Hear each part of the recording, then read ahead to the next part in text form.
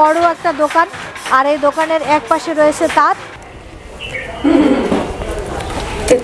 হ্যাঁ, তেঁতুল। আগেকার দিনে এটাকে কিন্তু তামার নাগড়া বলতো।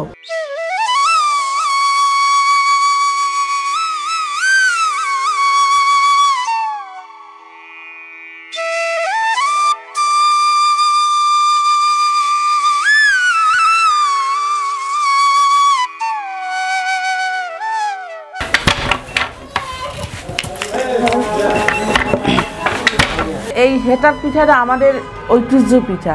বিভিন্ন অনুষ্ঠান হইলে তাহলে এই পিঠাগুলো আমাদের। তাঁতপল্লীতে রয়েছি, আর এখানে তাঁতের শাড়ি বোনা হচ্ছে পিতলের লোহা। আর এটা যে আমলে বানাইছো আমার কোনো সমেল ছিল না। এক একটা গাছ কাটছে, ফাটছে, কুড়াল ছানা দিয়া এবার লাগাইছে। আপনার গোলাপ ফুল চাদর বলে। গোলাপ ফুল চাদর আমাদের এখানে আপনার চন্দনক্রিম, মুলতানি মাটি, থানাকা আছে, এগুলো আপনার অরিজিনাল প্রোডাক্ট। আমাদের এখানে রাখাইনরা আছে, ওদের মাধ্যমে আমরা এগুলো সংগ্রহ করে বিক্রি করি। অরিজিনালটা পাবেন আমাদের এখানে।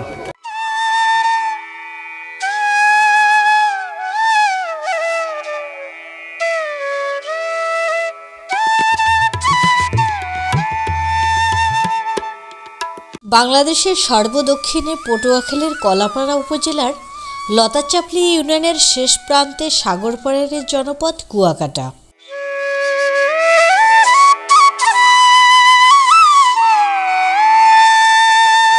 সমুদ্রের বিশালতা মানুষকে সব সময় তার কাছে টানে। সমুদ্র দেখতে আমরা কে না ভালোবাসি। পৃথিবীর বেশিরভাগ মানুষ এই সমুদ্রের পাড়ে বসে সময় কাটাতে বেশ পছন্দ করে।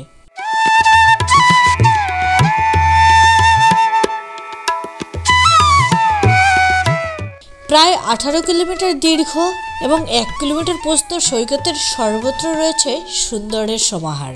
চোখ ধাঁধানো সবকিছু রয়েছে। সংরক্ষিত বনাঞ্চল, যার মধ্য দিয়ে বয়ে গেছে অসংখ্য লেক।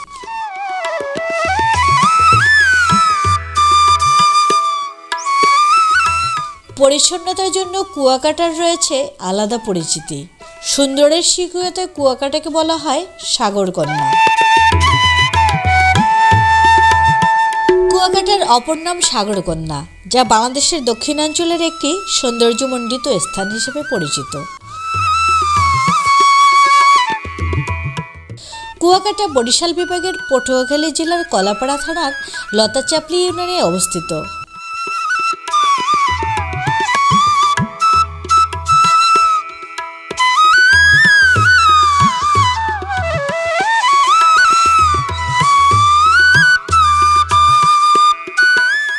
এই বীচ 18 কিলোমিটার দীর্ঘ। জেলা শহর হতে কুয়াকাটার দূরত্ব 70 কিলোমিটার, ঢাকা হতে 320 কিলোমিটার। প্রতিদিন শত শত পর্যটক দর্শনার্থীর পদচারণায় মুখরিত থাকছে কুয়াকাটা। বেলাভূমির সর্বত্র হই হুল্লোড় চলে আগতদের। সাগরের হিম শীতল পানির স্পর্শে শরীরের শিহরণ জাগায় আগতদের। নির্মল আনন্দ আর গভীর প্রশান্তি পেতে মানুষ প্রকৃতির সান্নিধ্য খুঁজে বেড়ায়। প্রকৃতির অপার সৌন্দর্য তাকে মুগ্ধ করে, ক্লান্তি ও মনের জড়তা ঘুচিয়ে দেয়। সেই প্রশান্তির জায়গা হচ্ছে এই কুয়াকাটা। জীবনের আমোদে সময় কাটাতে ও মুহূর্তগুলো স্মরণীয় করতে কুয়াকাটায় ভ্রমণের বিকল্প নেই।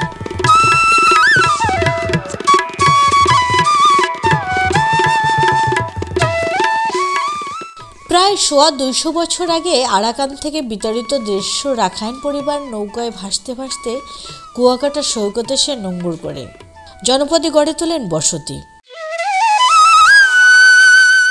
রাখাইন লোকজন এখানে বসবাস করলেও তাদের প্রধান প্রতিবন্ধকতা হয়ে দাঁড়ায় পানি। সাগরের পানি লবণাক্ত হওয়ায় তা খাওয়া সম্ভব ছিল না। এজন্য তারা নিজ উদ্যোগে একটি কুয়া খনন করে, আর তা থেকে মিঠা পানি পান করত তারা। মিঠা পানির কুয়ার নামানুসারে নামকরণ হয় কুয়াকাটা।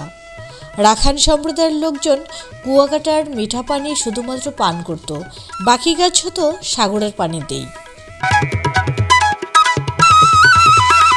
বন্ধুরা, আমরা এখন রয়েছি কুয়াকাটার ঐতিহ্যবাহী শ্রীমঙ্গল বৌদ্ধবিহার, আর ভিতরে রয়েছে সেই বৌদ্ধ মূর্তি এবং সেই বৌদ্ধ মূর্তি দেখার জন্য এখানে কুয়াকাটায় যত দর্শনার্থী আসে সবাই এখানে আসে, আবার এখানে ঢোকার জন্য টিকিট কেটে ভিতরে ঢুকতে হয়।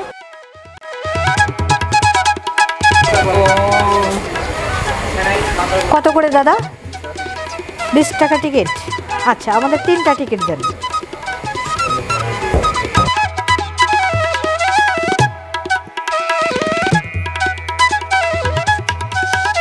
বৌদ্ধবিহারে ঢুকেই একটি ছানবোর্ড রয়েছে, দয়া করে জুতা খুলে প্রবেশ করুন।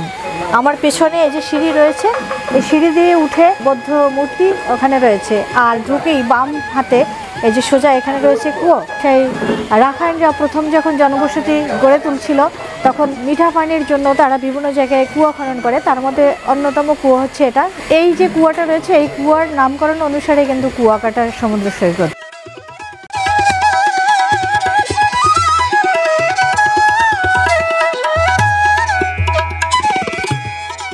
কুয়াকাটার অন্যতম সৌন্দর্য ইন্দ্রচীনের আদলে রাখাইনদের শ্রীমঙ্গল বৌদ্ধবিহার দর্শনের।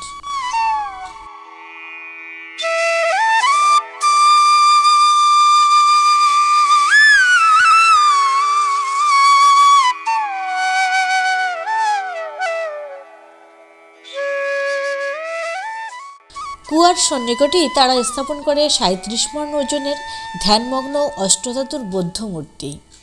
মন্দিরের নির্মাণ সৌন্দর্যে ইন্দ্রচীনের স্থাপত্য অনুসরণ করা হয়। দেখলে মনে হবে থাইল্যান্ড, লাওস বা মিয়ানমারের কোনো মন্দির।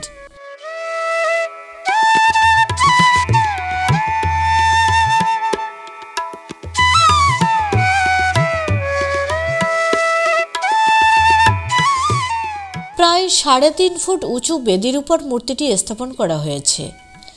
বৌদ্ধ ধর্মের 2500 বছর পূর্তি উপলক্ষে 83 বছর পূর্বে অষ্টধাতুর এই মূর্তিটি ওই স্থানে স্থাপন করা হয় বলে রাখাইন সম্প্রদায়ের ইতিহাস থেকে জানা যায়।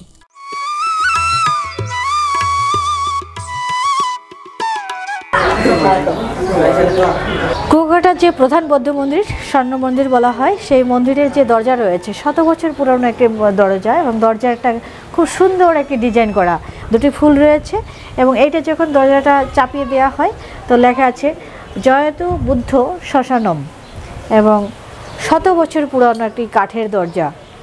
বন্ধুরা, এখন আমি রয়েছি সেই কুয়াকাটার ঐতিহ্যবাহী বৌদ্ধ মন্দিরে।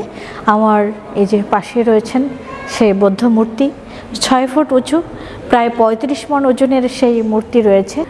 কুয়াকাটার পটুয়াখালীর যত রাখাইন সম্প্রদায় রয়েছে তাদেরকে বলা হয় দায়ক দায়িকা। তারা সবাই মিলে সোনা, রূপা সহ তামা এইভাবে অষ্টধাতু দিয়েছে, সেইগুলো নিয়েই এই মূর্তিটা তৈরি করা হয়েছে, এবং তখন থেকে এই মূর্তিটা স্বর্ণ মূর্তি নামে পরিচিত।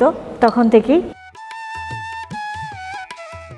ওনাদের ভাষায় লেখা, আমাদের বোঝার জন্য ওই যে স্পর্শ করা নিষেধ। আগেকার দিনে এটাকে কিন্তু তামার নাগড়া বলতো, তাই? হ্যাঁ, নাগড়া। এই যে হাতুড়িটা, এই হাতুড়িটা দিয়ে এইটা 3টা বাড়ি দেওয়া হবে, এবং সন্ধেবেলায় 3টা বাড়ি দেবে, আর সবাই তখন প্রার্থনায় বসবে। কোনো অনুষ্ঠান কি বারে হয়? অনুষ্ঠান বলতে আমাদের যে শ্রাবণ পূর্ণিমা, যে সাংঘ উৎসব, বুদ্ধ পূর্ণিমা, আশ্বিনী পূর্ণিমা, আর এগুলো হয় আমাদের। ওই সময় এখানে আপনাদের সম্প্রদায়ের মানুষজন আসে? হ্যাঁ, তখন আমাদের এখানে আসে, তারপরে এখানে প্রার্থনা করা হয়। তখন এখানে প্রার্থনা করা হয়।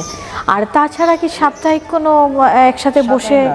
বলতে গেলে আমাদের প্রত্যেকদিন মানে প্রার্থনা হয়, মানে সাড়ে 8টার সন্ধ্যাবেলায় 8:30 সন্ধ্যেবেলায় প্রার্থনা বসি 42 জন মতো। 42 জনের মতো?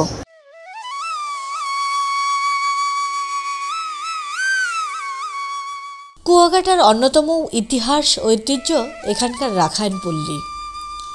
কুয়াকাটাতে বিস্তীর্ণভাবে কয়েকটি পল্লীতে রাখাইন সম্প্রদায়ের জনগোষ্ঠী বসবাস করে। আমরা এখন আছি আমখোলাপাড়া রাখাইন পল্লীতে।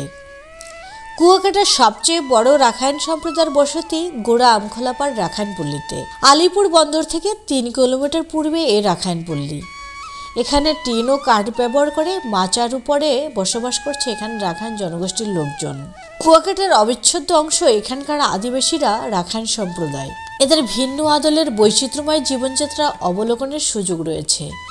চোখে পড়বে এদের তাঁতসহ উল বুনন কার্যক্রম।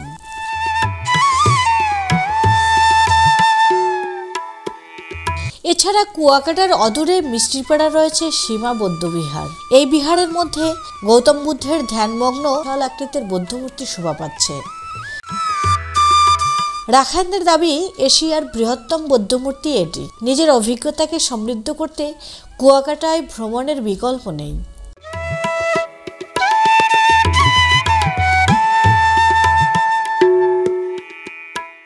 মিষ্টিপাড়া রাখাইন তাঁতপল্লীতে আমরা ঢুকেছি, আর ঢুকতেই দুপাশে কিন্তু অনেক দোকান রয়েছে যেখানে এখানকার রাখাইনদের হাতে তৈরি, হাতে বোনা চাদর সহ জামা কাপড় অনেক কিছু আছে, রয়েছে ঝিনুকের জিনিসপত্র। আচ্ছা আচ্ছা আচ্ছা, এক ভাই বলছে দুইটা 3 পিস 500 টাকা, চাদর দুইটা 400 টাকা। একটা বড় দোকান রয়েছে, আমি যেতেই ভাই বলল যে এখানে দুইটা 3 পিস 500 টাকা, দুইটা চাদর 400 টাকা। ভাই একটু দেখা যাবে সেগুলো? আচ্ছা, আমরা একটু এই দোকানটা দেখবো ঘুরে, যে অনেকেই বলে যে এখানে আসলে প্রচুর দাম রাখে, জিনিসপত্র খুব দাম। তো আমরা একটু দেখবো যে আসলে কি তাই না, আর ভাইরা তো যেটা বলছে একটু ঘুরে দেখি। আমরা একটু এখানে দেখবো জিনিসপত্রের দামটা কেমন। ভাই এই যে চাদরটার ডিজাইনটা খুব ভালো লাগছে, এটার দাম কেমন ভাইয়া? 450 করে। এটা কোথাকার তৈরি? এই জায়গার তৈরি। এখানে এখানে রাখাইনটা তৈরি করে? এটা রাখাইনটা তৈরি করে। আমি একটু দেখাই যে এটার ডিজাইনটা যদি একটু দেখতেন, কত সুন্দর ডিজাইন। 400 টাকা, একদম সম্পূর্ণ খাঁটি উলের। এগুলোর ভিতরে এই চাদরটা 450 টাকা, এটা 350। এটা কত টাকা? 550 করে। এটা 550। একটু কম টম হবে না? এবারে আমি ফিক্সড প্রাইস বলছি, একটু রাখা যাবে, কমাই রাখা যাবে। কমাই রাখা যাবে। টোটাল দোকানে প্রথমে আপনি চাদর পাবেন, তারপরে পঞ্চু আছে, তারপরে পুরুষদের জন্য শাল আছে। এগুলো আপনার শাড়ি হবে আমাদের এখানে তাঁতের। এই শাড়িগুলো কোথাকার তৈরি? শাড়িগুলো ম্যাডাম আমাদের এখানে কিছু আছে স্থানীয় জিনিস, তারপরে বাইরের কিছু আছে, যেমন তাঁত জামদানিগুলা, এগুলো আমরা বাইরে থেকে, ওগুলো বাইরে থেকে, কিন্তু এগুলো আমাদের স্থানীয় হয় না। তারপরে এইখানে আছে আড়ং তাঁতের কিছু 3 পিস আছে, তারপর নিজস্ব তাঁতের গুলা আছে, এইগুলা সবগুলো। তারপরে বাটিক গুলা পাবেন এখানে, এগুলা। তারপরে এগুলো আছে আমাদের তাঁতের স্থানীয় জিনিস। ওইটা কি? ওইটা কি? এটাও 3 পিস। এটা 650 করে রাখি আমরা, রাখা দামটাই বলছি। এখানে বিছানা চাদর আছে আপু, সুন্দর সুন্দর। এই একটা বনলতা বিছানা চাদর আছে, খুবই দামি। আর এইখানে পাঞ্জাবি আছে সুন্দর সুন্দর। তারপরে এই পাশে চকলেট আছে, আচার আছে, এখানে বালাচাও আছে। তারপরে কাঠের কিছু পাবেন, এগুলো কাঠের। হ্যাঁ কাঠের। আচ্ছা, এগুলো সিদ্ধ করা কাঠ, একদম রাখাইনদের হাতে বুনানো জিনিস। ভাইদের এখানে বিভিন্ন রকমের আচার পাওয়া যায়। তো একটা দারুণ আচার আমাদেরকে মেহমানদের হিসেবে দিয়েছে 3 জনকে। হ্যাঁ তেঁতুল। এই আচারটা কি এখানে তৈরি ভাই? না, এগুলো আপনার মিরপুর বা সাভারে পাবেন, কিন্তু ওটা ওখানে পাবেন না। তৈরি হয় ওখানে, কিন্তু বিক্রি হয় আমাদের পর্যটক এলাকায়। মজাদার চাটনিটা, পর্যটক এলাকা ছাড়া এগুলো বিক্রি হয় না। রাখাইন তাঁতপল্লীতে এসে আমি 2টা চাদর নিয়েছি, আর দিদি এখন শাড়ি দেখতেছে। আমরা এখন রাখাইন পল্লীর যে বড় মার্কেটের ভিতরে আছি, আমরা এখন একটা তাঁত দেখব। তাঁতপল্লীতে রয়েছি, আর এখানকার রাখাইনদের ডিজাইন অনুযায়ী এখানে তাঁতের শাড়ি বোনা হচ্ছে। আর এই শাড়িগুলো কিন্তু শুধু এখানেই নয়, বাংলাদেশে বিভিন্ন জায়গায় এগুলো পাওয়া যায় বা বিক্রি করে থাকে এরা। সামনে যে বড় মার্কেট রয়েছে এবং কুয়াকাটা যে মার্কেট, সেই সব মার্কেটে সাধারণত এই শাড়িগুলো পাওয়া যায়, বা এর বাইরেও হয়তো সেলাররা নিয়ে থাকেন।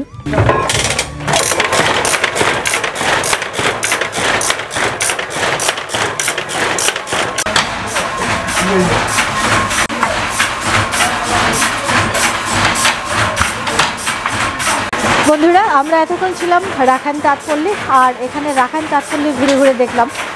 তো এখানে মেশিনে, আধুনিক প্রযুক্তির সাথে কিন্তু মেশিনের মাধ্যমেও তাঁতের কাপড় তৈরি হচ্ছে, আবার হাতে বোনা মেশিন রয়েছে, হাতেও কিন্তু এখানে তাঁত বুনছে।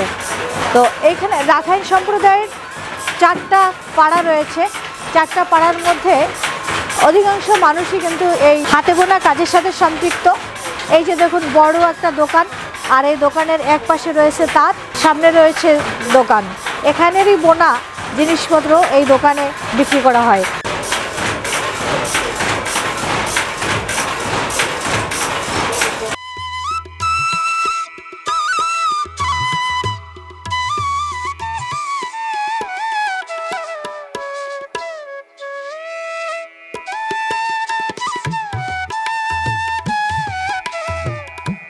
নতুন ঘর করে দেখছি সেখানে মেশিন বসানো হয়েছে। আর এই জায়গায় কি মেশিন বসবে? না, এখানে মেশিন বসবে না, এখানে হচ্ছে মানে আমাদের গেস্ট যারা আসবে তাদের চলাফেরার রাস্তা। এই যে তাঁত পল্লীটা দেখা যাচ্ছে, তাঁতের কারখানা, তাঁতের জিনিসপত্র তৈরি হচ্ছে, হাতে বোনা হচ্ছে এবং মেশিনও রয়েছে। এটা সম্পূর্ণ একটা কোম্পানি থেকে একজন মালিক পক্ষ উনি এটা তৈরি করছে দর্শনার্থীদের জন্য। চারিপাশে যে দোকানগুলো রয়েছে সেগুলো একই মালিকের এবং তার সেই তৈরি করছে, তার সৌজন্যেই দর্শনার্থীর জন্য এইখানে সুন্দর স্পেস তৈরি করছে। এখানে দারুণ করে সাজানো হবে, এখানে আপনার ফুলের টপ দেওয়া হবে, এখানে সাজানোর জন্য ফুলের টপ হবে এবং ওই কর্নারে ডেকোরেশন চলছে। ওখানে একটা কফি হাউস হবে এবং দর্শকদের জন্য এই যে বসার বেঞ্চি রয়েছে। মানে আগামী দিনে যদি কোনো দর্শনার্থী এখানে ঘুরতে আসে, যে সিস্টেমে তৈরি হচ্ছে তাতে বেশ মনোরম একটা পরিবেশ এখানে দর্শনার্থীরা পাবে বা এসে একটা গরম কফি খেতে পারবে। দারুণ ব্যাপার। জি, এখানে আপনার এই যে তাতে আমাদের এই তারটা আপনি যদি কোনো ডিজাইন বলেন যে শাড়ির এরকম একটা ডিজাইন হবে, সেক্ষেত্রে আমরা সেরকম একটা ডিজাইন দিয়ে আমরা শাড়িটা তৈরি করে দিতে পারবো। এখানে যে কটা দোকান দেখতে পাচ্ছেন এগুলো সবগুলোই আমাদের। এবং এই যে কর্নারে একটা জিনিস, আরও একটা জিনিস হবে, তবে ওটা এখন পর্যন্ত উদ্বোধন হয় না, ওখানে হবে কফি হাউস। কফি হাউস, জি, ওখান থেকে কফি খাবে, কফি নিয়ে এই যে টুল দেখতে পাচ্ছেন এই টুলে বসবে এবং এখানে বসে খাবে আর এগুলো দেখবে।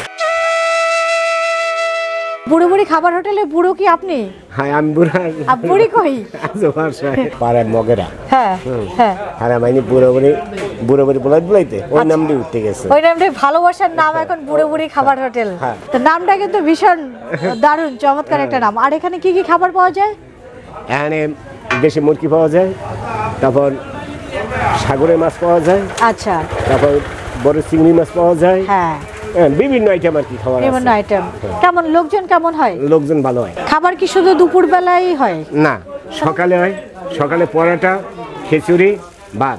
সকালের লোকজন কেমন আসে? ভালো হয়। ভালো আসে না? ভালো আসে। আচ্ছা, বুড়ো বুড়ি যতদিন বেশি আসে ততদিন যেন তাদের এই বুড়ো বুড়ির হোটেল খুব সুন্দরভাবে টিকে থাকে, সেটাই প্রত্যাশা থাকবে।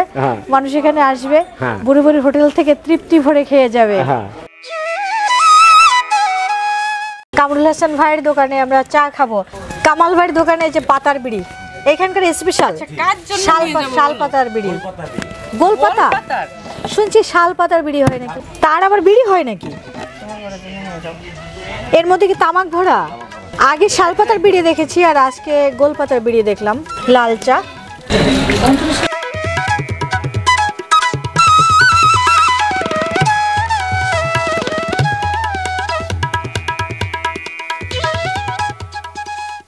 দেখো কি মাছ, বলো এটা কি মাছ? মিষ্টিপাড়ার এখানে একটি কুয়ো রয়েছে। এখন কুয়োটা অপরিষ্কার অপরিচ্ছন্ন অবস্থায় আছে। ছোট ছোট টাকি মাছ দেখা যাচ্ছে এর মধ্যে। সৌরভকে রাখাইন ভাষা শিখাবো। দুঃখজনক ব্যাপার যে 10 টাকা দিয়ে ঢুকে এখানে কিন্তু এরকম একটা টুরিস্ট পয়েন্ট যেখানে মানুষ খুব আগ্রহ নিয়ে আসছে, তো অধিকাংশ মানুষই একই কথা বলছে এবং আমারও সেটাই কথা যে এখানে ঢুকে কিছুই দেখা যায়নি, শুধু মূর্তি বাদে। আর একটা ভিতরে একটা এই যে ছোট একটা মন্দিরের মতো ঘরের মধ্যে একটা মূর্তি আছে। এবং সবথেকে অবাক করা ব্যাপার যে এরা কিন্তু 10 টাকা করে টিকিট নিচ্ছে। কতটা অপরিষ্কার অপরিচ্ছন্ন, সম্পূর্ণ জায়গাটাই অপরিষ্কার অপরিচ্ছন্ন অবস্থায়। এখানে যে থালায় করে 3টা গ্লাসে জল রাখা হয়েছে, 2টা জলের বোতল রাখা হয়েছে, সামনে একটা মূর্তি রয়েছে। অপরিষ্কার অপরিচ্ছন্ন অবস্থায় কিন্তু আছে। আমি এখন আছি রাখাইন তাঁতপল্লীর বুশরা আচার ও কাপড় হাউজে। এই যে চাদরটা দেখা যাচ্ছে এখানকার রাখাইনদের হাতের তৈরি।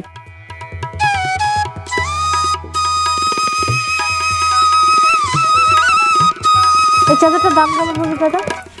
450 করে রাখা যায়। 450 টাকা, এত সুন্দর চাদরটা। তো আপনাদের অনলাইনে যদি নিতে চান সেই ক্ষেত্রে আপনারা পেজের মাধ্যমে নিতে পারবেন। পেজের নামটা কি আছে? স্বপ্নপূরণ পেজ। স্বপ্নপূরণ পেজ। রূপসী কুয়াকাটার নৈসর্গিক রূপ অন্যান্য সৈকতের চেয়ে বহুল অংশে আকর্ষণীয়। জেলেরা এখানে সারা দিন রাত মাছ ধরে। ঢেউর সঙ্গে মিতালি করা জীবন জীবিকার যুদ্ধ অবলম্বন করা যায় এখানে এসে।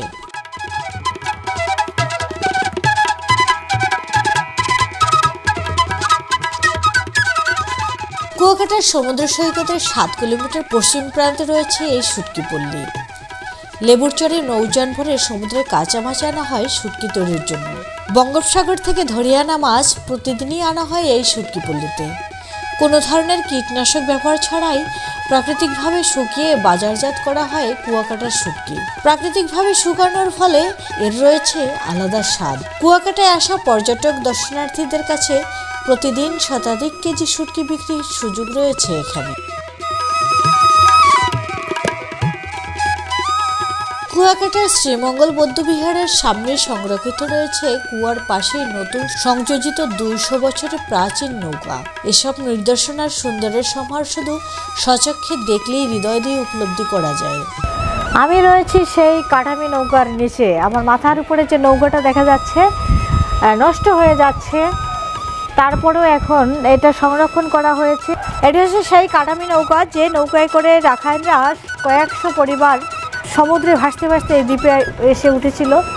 আর এখানকার সেই সুন্দরবন জুড়ে যেখানে তারা বসতি করেছিল, এটি সেই কালের সাক্ষী, 100 বছর আগের সেই কালের সাক্ষী কাঠামি নৌকা। নৌকাটা খনন করা হয়েছে এখান থেকে আরো 3 কিলো দূরে ঝাউবন। খনন করতে লাগবে 2 মাস। কি করে বুঝতে পেরেছিল যে এরকম? এটা আরো 50 বছর আগে একবার খনন হয়েছিল। গরুর পানি খাওয়ার জন্য একটা কূপ খুঁজছিল। আচ্ছা, ওই কূপের ভিতর বাজলো, বাজার পর ওই টিনের মতন যেটা দেখা যাচ্ছে এটা হলো তামার পাত। তামার? ও আচ্ছা, ওইটা আগে ছিল। হ্যাঁ, ওইটা আগে ছিল তামার পাত। ছেলে যখন কূপ খুঁজছে গরুর পানি খাওয়ার জন্য, তখন কূপের ভিতর বাজছে, মনে করছে যে সোনা। বাবার কাছে যাইয়ে বলছে, এরা দোনো বাপুতে তখনকার আমলে মারা গেছে। আচ্ছা আচ্ছা। তখন একটা আতঙ্ক হয়ে গেল, কিতে কি মারা গেল, কিতে কি হলো, কি হলো না হলো। এই কুয়া খুঁজতে যাইয়ে মারা গেছে। আচ্ছা। হ্যাঁ, তখন ওখানে ওইভাবে পড়ে রয়েছে প্রায় 50 বছর। তখন সাগর ছিল 2 কিলো দূরে। ওই সাগর ভাঙতে ভাঙতে আবার শুধু মাথাডু বেরোইছে। ও আচ্ছা। মাথাডু বেরোনোর পর আপনাদের মতন টুরে আছে, ওনার নাম হলে মারে, উনি হলে ফ্রান্সের।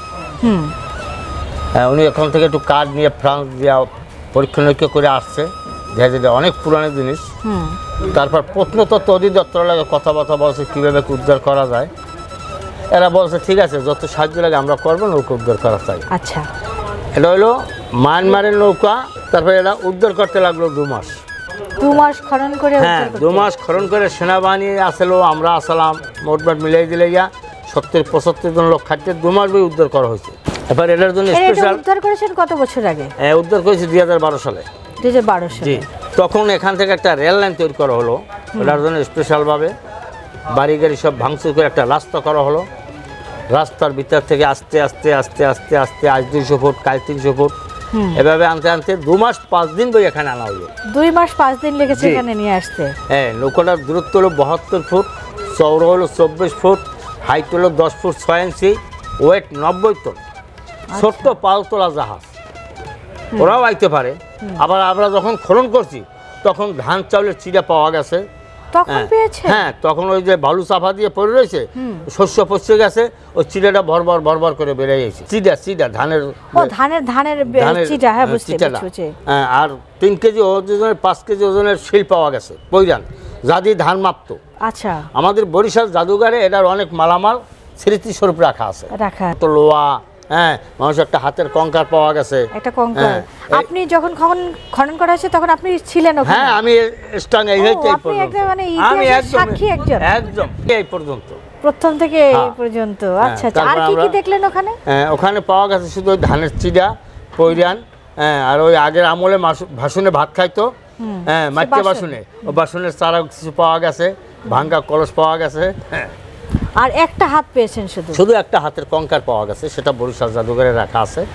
দেখলে গেলে দেখতে পারবেন। কালেক্টিং পারের ওখানেই রাখা আছে। কাঠ, লোহা কাঠ, শাল কাঠ, ওই জন্য এখনো টিকে রয়েছে। আর জারুল কাঠও আছে কিছু। হ্যাঁ, এটা আরো যদি পানির ভিতরে আরো 500 বছর থাকতো কিছু হতো। এটা গবেষণা করে ল্যাবে গবেষণায় কত বছর পুরানো? তাতে 200 প্রায় 88 বছর। প্রায় 300 বছর। প্রায় 300 বছর কাছাকাছি। এটার সাথে অ্যাঙ্করটাও পাওয়া গেছে। অ্যাঙ্করটা তোলা হয় নাই 105 ফুট মাটির তলে যাওয়ার পর আর কোনো ওই পাওয়া যাচ্ছে না। যখন গাড়ি দিয়ে টান দিয়েছে সিজে আইছে আর বাদ বাকি ওখানে রয়ে গেছে। হ্যাঁ, এখানে আছে 105 ফুট অ্যাঙ্কর। মাঝখানে দিয়া ও বাদামের সাহায্যে চলতো। তখনকার আমার কোনো মেশিন ছিল না, মেশিনই ছিল সব তামার লোহা। এই যে তামার লোহা, হ্যাঁ, পিতলের লোহা, পিতলের লোহা। আর এটা যে আমলে বানাইছে আমার কোনো সমিল ছিল না।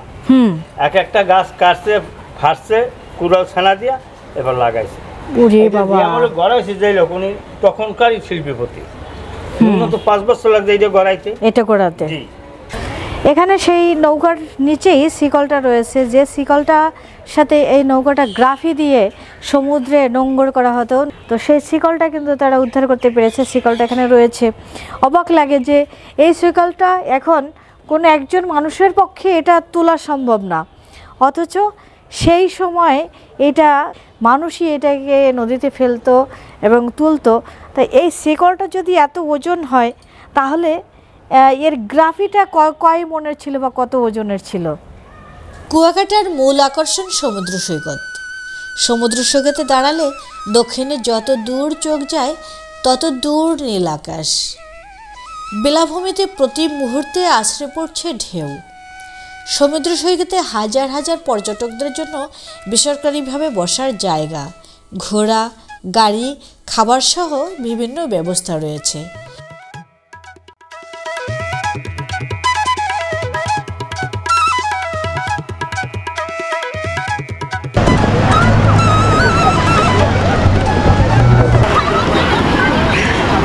পর্যটন কেন্দ্র কুয়াকাটা সি বিচের অপার নৈসর্গিক সৌন্দর্য নিজের চোখে না দেখলে বোঝানো কঠিন, যা শুধু দেখলেই উপভোগ করা যায়। ভোরের সূর্যোদয়ের সময় মনে হবে বিরাট এক অগ্নিকুণ্ড আস্তে আস্তে সাগর ভেদ করে সামনের উপরের দিকে উঠে যাচ্ছে। সূর্যাস্তের সময় সাগরের ঢেউয়ের মধ্যে আস্তে আস্তে হারিয়ে যায় দৃশ্যটা। মনে হয় সাগরের মধ্যেই সূর্যের বাড়িঘর। পূর্ণিমার রাতে সি বিচ হয়ে যায় অপার সৌন্দর্যময়। চাঁদের আলোয় বিশাল বিশাল ঢেউগুলো যেন কাছে ডাকে। আর অমাবস্যার অন্ধকার রাতে দেখা যায় আরেক দৃশ্য। ফসফরাসের মিশ্রণে সাগরের ঢেউগুলো থেকে আলোর বিচ্ছুরণ ছড়ায়। কুয়াকাটা সি বিচের সৌন্দর্য বলে শেষ করা সত্যিই খুব কঠিন ব্যাপার।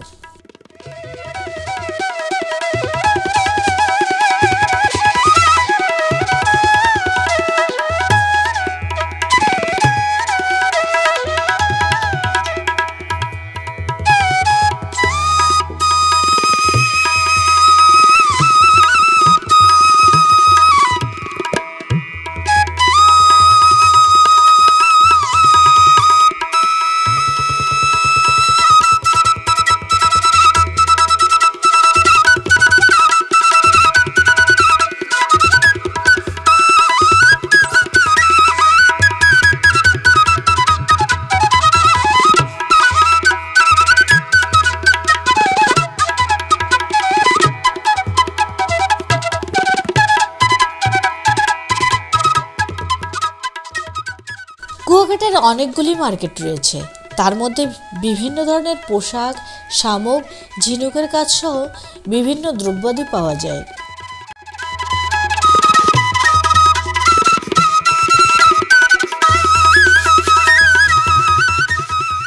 কুয়াকাটায় সীমিত সংখ্যক দোকান আছে। আপনি আপনার প্রয়োজন অনুযায়ী ও শৌখিন জিনিসপত্র ক্রয় করতে পারবেন সেসব দোকান থেকে। দাম অপেক্ষাকৃত একটু বেশি হলেও অনেক নতুন নতুন আইটেম এখানে কিনতে পাবেন।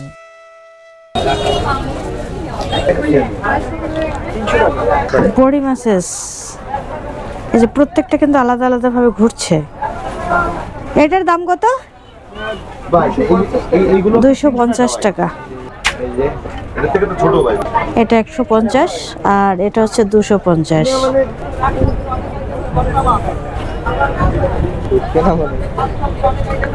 এটা 900 আর এটা হচ্ছে 800। এটা 1000, এটা 900, এটা 700।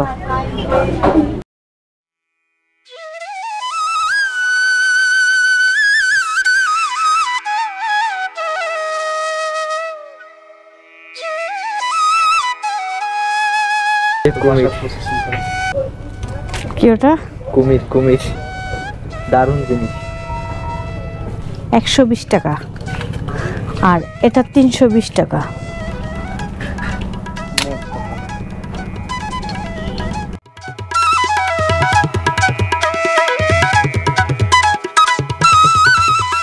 এটা হচ্ছে কুয়াকাটা রাখাইন সম্প্রদায়ের নিজস্ব পিঠা, হেতাল পিঠা।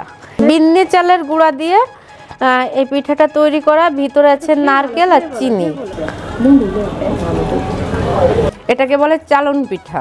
দেখতে আমাদের বাঙালিদের পাটিচাপটার মতন। এটাও একটু টেস্ট করে দেখি। এটা হচ্ছে হেতাল পাতা। এই পাতাগুলো দিয়ে রাখাইন সম্প্রদায়ের ঐতিহ্যবাহী একটা পিঠা তৈরি হয়, যে পিঠার নাম হচ্ছে হেতাল পিঠা।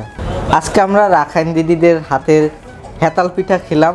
আর এই দোকানটা হলো কুয়াকাটা রাখাইন মহিলা মার্কেটের মাঠের একদম কর্নারে। এইটা হচ্ছে হেতাল পাতা। এই পাতাটা চোর অঞ্চল থেকে আনতে হয়। এটাগুলা চর থেকে সব জায়গায় পাওয়া যায় না এটা। আচ্ছা আচ্ছা। তাই আমাদের এইটা হচ্ছে এই হেতাল পিঠাটা আমাদের ঐতিহ্য পিঠা। বিভিন্ন অনুষ্ঠান হইলে তাহলে এই পিঠাগুলো আমাদের আপ্যায়ন করে, মেহমান আসলে এই পিঠা তৈরি করে আপন। যারা আসে কুয়াকাটা তারা আমাদের এই পিঠাটা খেয়ে যাবেন। আমাদের একটা ঐতিহ্য পিঠা, কিন্তু যারা একবার খেয়ে যায় তারা আসলে আমাদের এই পিঠা খুঁজিয়ে আসে সবাই অনেকে। কুয়াকাটা সি বিচের পাশেই রয়েছে রাখাইনদের মার্কেট। এই মার্কেটে যারা রয়েছেন তারা সবাই রাখাইন জনগোষ্ঠীর লোকজন। রাখাইনদের ঐতিহ্য ধরে রাখার জন্য সরকারিভাবে এখানে কুয়াকাটা রাখাইন মহিলা মার্কেট করে দিয়েছে। আর এখানে রাখাইনদের যে নারী সদস্য যারা রয়েছে তারা এই দোকানগুলো দেয়, এই দোকানে বসে।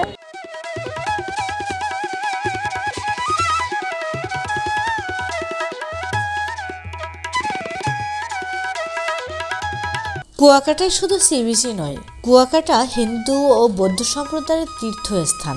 অগণিত ভক্তরা এখানে রাস পূর্ণিমা এবং মাঘী পূর্ণিমা উৎসবে উপস্থিত হন।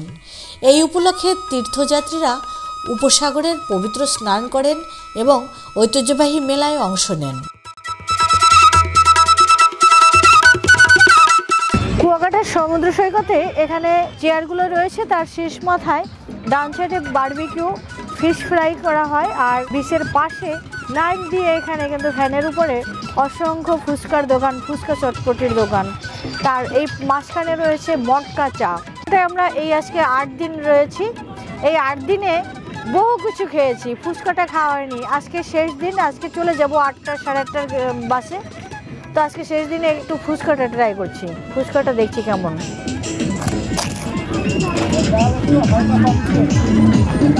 ফুচকাগুলো হাতে বানানো আর ছোট ছোট সাইজ।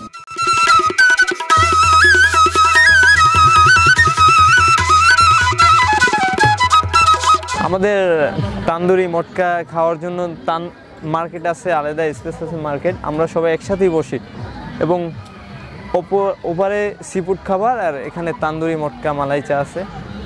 যদি ভালো লাগে অবশ্যই আসবেন কুয়াকাটা সি বিচে। আচ্ছা, টুরিস্ট পুলিশের পক্ষ থেকে আমাদের একটা দেওয়া হয়, সম্বর্ধনা দেওয়া হয় মাসের ভিতরে। আমরা যদি দেখাইতে পারি এতগুলো হারানো জিনিস টুরিস্টে আমরা ফেরত দিতে পারছি, তখন আমাদের মাসের প্রতি একটা সম্বর্ধনা দেওয়া হয়। মোবাইল মাসের ভিতরে কমপক্ষে 30টা 40টা মোবাইল অবশ্যই ছাতা বেঞ্চের পিছনে পায়। তারপর আবার মানি ব্যাগ, টাকা, নগদ টাকাও পাওয়া যায়। এই কিছুদিন আগেও 3 লাখ 3.5 লাখ টাকার মতো পাইছি, 1,20,000 টাকা পাইছি এরকম। হ্যাঁ, টুরিস্টদের হাতে না, সরাসরি টুরিস্টদের হাতে দিই না, কারণ পুলিশ বক্সে দিই। আমরা বলে দিই যদি কারো কিছু হারানো গিয়ে থাকে আপনারা টুরিস্ট পুলিশ বক্সে যোগাযোগ করুন। আমরা স্থানীয় মানুষ যারা আছে তারা সিসি ক্যামেরা থেকেও বেসিক সিকিউরিটি দিই, কারণ এদের থেকে আপনাদের থেকে আমাদের ইনকাম। আপনারা যদি আসেন, এই চালা যারা আছে, ভ্যানালা যারা আছে, এরা ইনকাম হচ্ছে। আপনারা আসছেন 5 টাকা চা আলারে দিচ্ছেন, চটপুরি যারা আছে চটপুরি আলারে দিচ্ছেন। আপনাদের যদি সমস্যা হয় পরবর্তীতে তো আপনারা আসবেন না, আর আমাদের ইনকামও তো তখন বন্ধ হয়ে যাবে। এটা অফ দ্য রাস্তা, আর অফ দ্য রাস্তার বাম পাশে রয়েছে এই যে ফিশ ফ্রাই, মাছ পোড়ানোর জায়গা, আর ডান পাশে তন্দুরি চা, এবং তারপরেই রয়েছে বিচ। এখানে ফিশ ফ্রাই করা হচ্ছে। কুয়াকাটার বিশেষ আকর্ষণ, মানে এখানে সন্ধ্যের পরে ধুম পড়ে যায়, ধোঁয়াময় হয়ে যায় আকাশ। এখানে মাছ ফ্রাই করা হয়, আর দর্শনার্থী যারা আসে তারা এই শীতের দিনে সবাই শখ করে মাছ ফ্রাই করে খায়। বিভিন্ন রকম সামুদ্রিক মাছ থেকে শুরু করে অক্টোপাস, কাঁকড়া এখানে পুড়িয়ে দর্শনার্থীরা খেয়ে থাকে। তো প্রচুর ভিড়, সন্ধ্যের পর থেকে এখানে প্রচুর ভিড় থাকে আর অনেক রাত পর্যন্ত এখানে মাছ পোড়ানো হয়। এটা কি মাছ ফ্রাই? কোরাল মাছ। আমরা হচ্ছে ফরিদপুর থেকে আসছি। এখানে খাবার কেমন? জি জি আলহামদুলিল্লাহ অনেক ভালো। কুয়াকাটায় ঘুরতে এসে রাত্রি যাপনেও রয়েছে বেশ নিরাপত্তা। কুয়াকাটায় আছে 2টি ডাক বাংলো এবং সাগরকন্যা পর্যটন হলিডে হোমস। এলজিডি রয়েছে 2টি, সড়ক ও জনপদের 1টি, জেলা পরিষদের 2টি, রাখাইন কালচার একাডেমির 1টি রেস্ট হাউস। এ সকল স্থানে থাকতে হলে সংশ্লিষ্ট দপ্তরের পূর্ব অনুমতি নিতে হয়। এছাড়া ব্যক্তিগত উদ্যোগে এই পর্যটন নগরীতে গড়ে উঠেছে ছোট বড় প্রায় অর্ধশতাধিক হোটেল এবং মোটেল। আধুনিক মানসম্মত হোটেলগুলোর মধ্যে রয়েছে hotel Khan palace, hotel Nilanjana, hotel Dimor, hotel sea garden, hotel Kuakata inn সহ বেশ কিছু হোটেল ও মোটেল।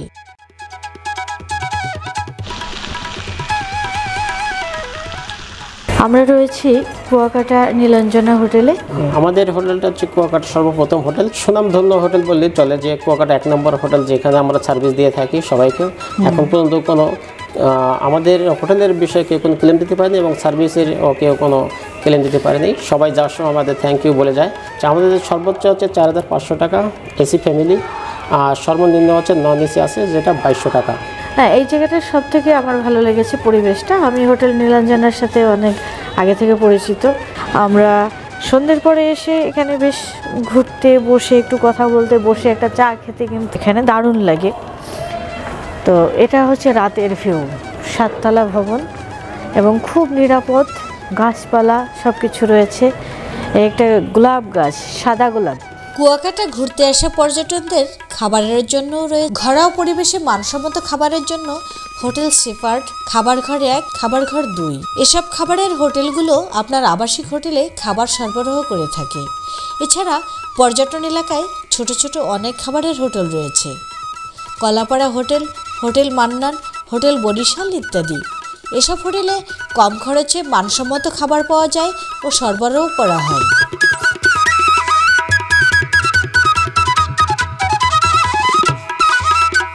ইতিহাস থেকে জানা যায় যে রাখাইনদের মাতৃভূমি হিসেবে খ্যাত বার্মার আরাকান রাজ্য একসময় বর্মী রাজা দখল করে নেয়। রাজার সৈনিকদের হাত থেকে নিজেদের রক্ষা করতে রাখাইনরা দল বেঁধে বড় বড় নৌকায় করে সাগরে ভাসতে থাকে। ভাসতে ভাসতে একসময় একটি দ্বীপে নৌকা আটকে গেলে তারা সেখানে নেমে পড়ে। এই দ্বীপটি ছিল পটুয়াখালী জেলার রাঙাবালি দ্বীপ। এরপর তারা সেখানে বসবাস শুরু করে। এর মধ্যে কিছু রাখাইন পরিবার ওইখানে বসবাস না করে তারা বনাঞ্চলের মধ্যে ঢুকে বনের গাছপালা কেটে সেখানে বসবাস শুরু করে। বনাঞ্চলে বসবাস করার উদ্দেশ্য ছিল সহজভাবে খাবার সংগ্রহ করা। যে বনাঞ্চল কেটে তারা বসবাস শুরু করে সেটি হচ্ছে বর্তমান কুয়াকাটা। তখন ওই বনের কোনো নাম ছিল না, থাকলেও রাখাইন সম্প্রদায়ের লোকজন তার নাম জানত না, যার ফলে সাগর পাড়ি দিয়ে ওই স্থানে বসবাস শুরু করায় রাখাইন ভাষায় তারা নামকরণ করে কানসাই। কানসাই শব্দের বাংলা অর্থ হচ্ছে ভাগ্যকুল। বন্ধুরা, আমরা গত 1 সপ্তাহ ধরে কুয়াকাটাতে রয়েছি আর কুয়াকাটার রাখাইন পল্লী সহ এখানে শুটকি পল্লী, রাখাইনদের জীবনী নিয়ে আমরা ভিডিও করেছি। আপনার পর্যায়ক্রমে সব ভিডিওগুলো আমাদের চ্যানেলে পাবেন। আর আজকে আমরা রাতের গাড়িতে ফিরে যাব খুলনাতে। আজকের ভিডিওটা সমুদ্রকন্যা কুয়াকাটার তীরে বসেই, সেই বিচে বসেই সমাপ্ত করছি। সবাই ভালো থাকবেন, সুস্থ থাকবেন, সাবধানে থাকবেন। আর আমাদের ভিডিওটা কেমন লাগছে অবশ্যই কমেন্টস করে জানাবেন।